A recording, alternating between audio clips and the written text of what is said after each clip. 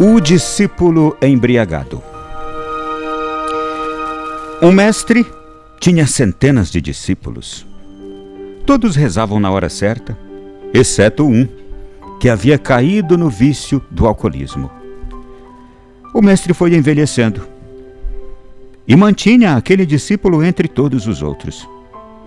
Alguns dos alunos mais virtuosos começaram a discutir quem seria o novo líder do grupo, aquele que receberia os importantes segredos da tradição após a passagem do mestre. Na véspera de sua morte, porém, o mestre, sentindo que estava chegando a sua hora, chamou todos os discípulos. E também chamou aquele discípulo que vivia alcoolizado, o bêbado, e lhe transmitiu os segredos ocultos. Uma verdadeira revolta tomou conta dos outros discípulos. Como aquilo era possível? Que vergonha! Saíram até pelas ruas gritando: nos sacrificamos por um mestre errado, que não sabe ver as nossas qualidades.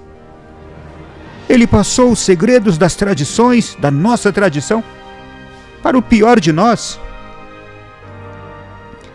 Escutando a confusão do lado de fora, o mestre, já agonizante, comentou: eu precisava passar estes segredos para um homem que eu conhecesse bem.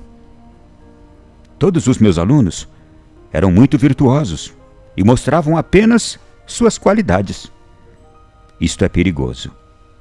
A virtude, muitas vezes, serve para esconder a vaidade, o orgulho, a intolerância.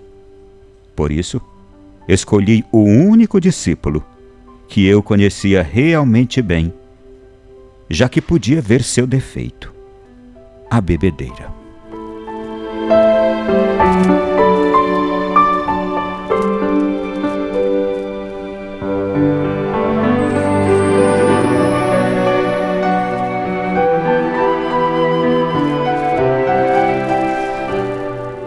Meu irmão, minha irmã, aqui hoje está ressaltado algo que, para todos nós, é conhecido, mas que por poucos de nós é levado tanto a sério: a transparência devida. E sabe por que temos tantas dificuldades em sermos transparentes? Em deixarmos que as pessoas vejam verdadeiramente quem somos? Em meio às nossas fraquezas todas, as nossas fragilidades, os nossos vícios. É pelo orgulho que está em nós. Desculpe, mas eu sei que você é uma pessoa muito boa. Eu estou aqui com os meninos, comigo no estúdio, pessoas boas, irmãos bons, na nossa igreja, no nosso grupo de jovens, ou de casais, ou de senhoras, apostolado, este ou aquele outro. Está cheinho de pessoas boas. Mas eu posso lhe fazer uma pergunta? Quem você conhece de verdade? Quais dos seus casais amigos deixam você perceber realmente toda fragilidade que tem, inclusive com os vícios? A transparência, a humildade, ou o deixar-se, inclusive, humilhar-se, ser humilde a ponto de sentir-se humilhado pela sua fraqueza e por muitas vezes pela sua podridão. Aqueles que verdadeiramente são transparentes, que exercitam a humildade a ponto, inclusive, de sofrerem humilhação por isso, sentirem-se humilhados, mas não pelos outros, mas pela sua condição de fraqueza. É como aquele discípulo alcoólatra. Todos os outros certamente olhavam para ele de um jeito que ele se sentia um lixo. E ele certamente muitas vezes desabafou isso com o seu mestre, dizendo: eu sou o pior de todos. Eu sou o mais fraquinho. Eu não mereço estar aqui entre vocês. Veja, eu não tenho forças para lidar com este vício. Eu não tenho forças para lidar com este meu pecado. era o único que o mestre conhecia de verdade, porque os outros todos escondiam-se na capa de suas habilidades, de suas qualidades, de suas virtudes. O que também são coisas boas.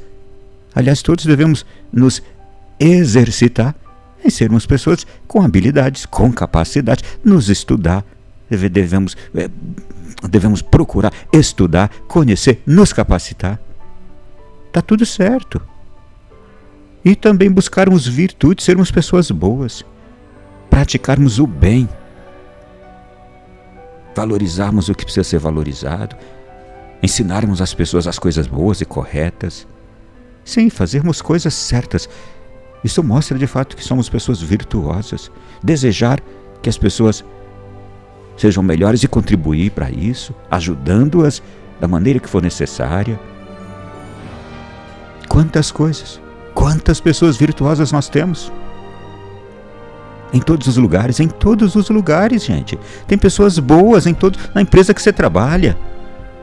Tem pessoas boas, genuinamente boas na sua família. Aquelas que se preocupam de um jeito com todos os outros que ninguém se preocupa. Só ela que é daquele jeito. Preocupada, cuidadosa, zelosa, atenciosa. Tudo isto é bom. Mas lembra aquele encontro de Jesus com o jovem rico do Evangelho, que o jovem disse: eu já observo, Senhor, todos os mandamentos. O que eu preciso para entrar no céu? Aí Jesus disse: só uma coisa te falta. Vai, vende os teus bens e dá aos pobres. Isto é, desapegue-se daquilo que em você está afastando você de mim. Desapegar-se. Veja, algum apego, alguma vaidade lá no fundo guardada. Aquele orgulho lá no fundo guardado.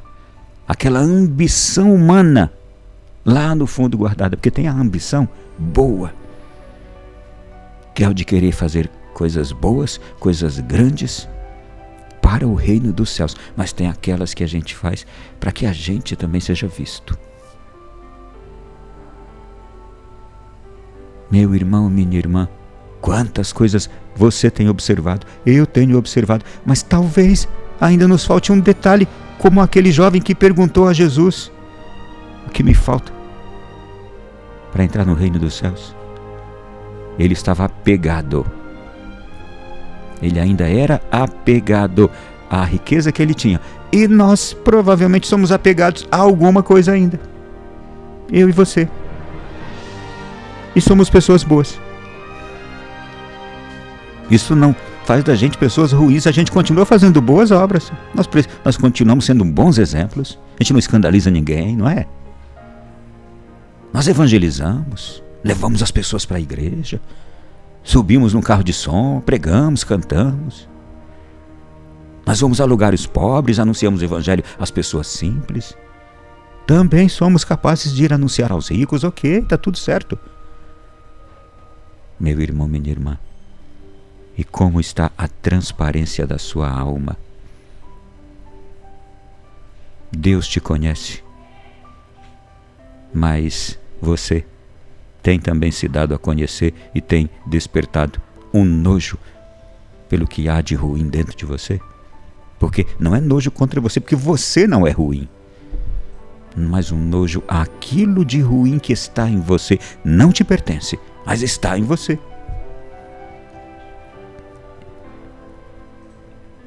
E que faz você ser apegado. E que é um impedimento para que você seja um escolhido pelo Mestre para grandes coisas, aquelas grandes coisas que a sua boa ambição tem.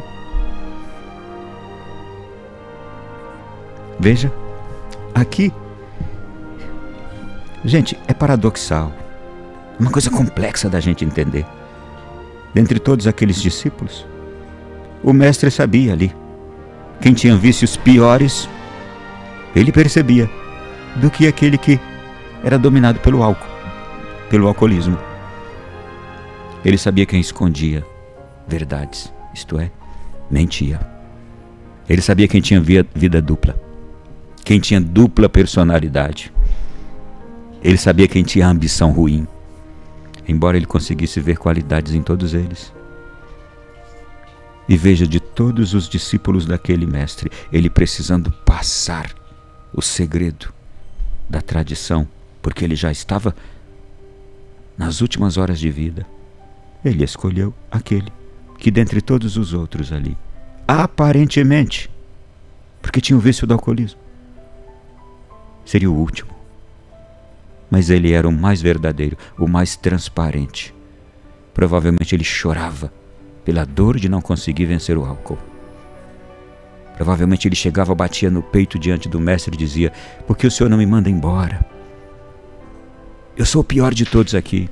E o mestre, vendo a alma dele tão boa, a dor dele tão grande de não ultrapassar aquela fraqueza, o mestre conseguia ver a sua alma límpida, mesmo suja pelo álcool. A alma dele era suja pelo álcool, marcada pelo álcool, mas era a mais limpa de todas dos seus discípulos. E foi por isso que ele exatamente escolheu aquele para ser o seu sucessor. E muito provavelmente aquela escolha tornou-se o trampolim para aquele discípulo alcoólatra mudar de vida. Mas aqui a gente viu hoje uma reação também revoltante dos outros discípulos, não é? Quando o mestre escolheu, e aqui entra também um outro critério: quem escolhe, gente, é Deus. Quem escolhe é Deus. Quem somos nós para julgar uma escolha de Deus? Quando um padre é ordenado, quando um bispo dentre os padres é escolhido, quando um papa é escolhido, é muito possível que alguns olhem os defeitos daquela pessoa ou as fraquezas dela. Mas quem escolheu foi Deus. Assim como Deus havia escolhido, Jesus havia escolhido os 12, e dentre os 12 teve um que o traiu. Quando Jesus escolheu, ele pôs toda a sua confiança neles. Aquele que traiu a confiança de Jesus, cai sobre ele a responsabilidade da traição. Mas olha, a instituição, a igreja, a escolha de Jesus jamais é ferida pela queda de um daqueles escolhidos. Nenhum escolhido consegue destruir a grandeza misteriosa da escolha. Nenhum padre consegue destruir com seus pecados, com a sua queda, a igreja. Por quê? A falha pode ser de um daqueles escolhidos. A falha não é da instituição divina. Nenhum papa, já tivemos papas no passado que não foram dignos àquela escolha. Nenhum deles que não foram dignos foi capaz de destruir a instituição divina. Por quê? Jesus confiou. E aqueles que, como Judas, caíram, não conseguem tocar na divindade da instituição. Porque a instituição é divina. A escolha de Deus é divina a cada um de nós.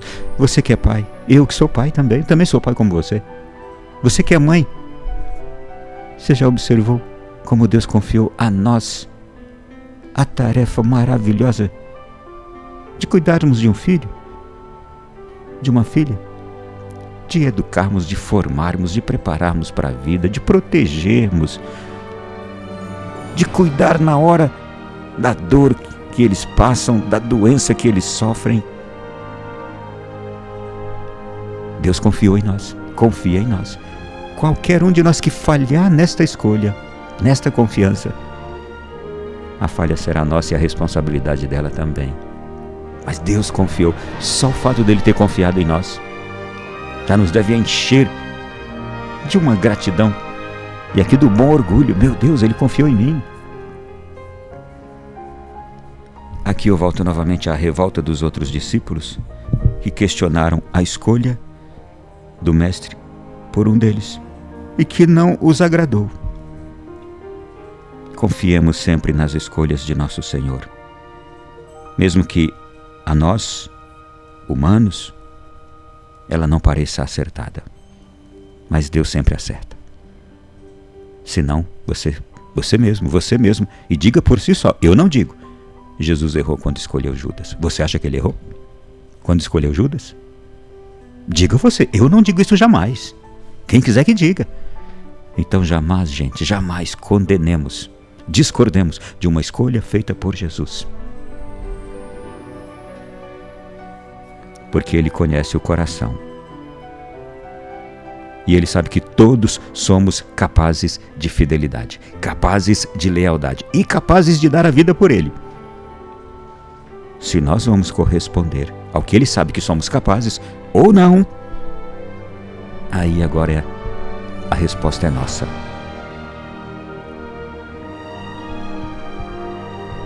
E a resposta desse mestre hoje àqueles discípulos outros, raivosos, revoltosos, era essa: escolhi o único discípulo que eu conhecia realmente bem, já que podia ver seus defeitos, ou o seu defeito. Muitos de nós passam a vida escondendo o defeito e quer esconder até de Deus. Gente, desculpa, eu preciso terminar, mas olha, quantos de nós vamos escondendo os nossos defeitos e achamos que escondemos até de Deus? Isto é um problema. Quando a gente acredita que pode esconder ou se esconder de Deus. É um problema grande. E é um problema nosso, não de Deus. Não conseguimos. E é melhor que a gente não esconda nada dele. Que a gente seja como esse discípulo aqui, bêbado. Mesmo com esta fraqueza. Mesmo com esse pecado. Mesmo com esse vício. Mesmo com esse defeito que eu tenho. Eu vou lá chorando diante dele. E que, Senhor, eu não aguento mais ser tão fraco assim. Eu não aguento mais ser tão frouxo assim. Senhor, eu estou aqui. O Senhor está vendo. O Senhor está vendo que eu não tenho forças. Mas Ele vai sempre me ouvir falar a verdade. Eu serei sempre verdadeiro, transparente, humilde diante dele. E é isso que me salvará.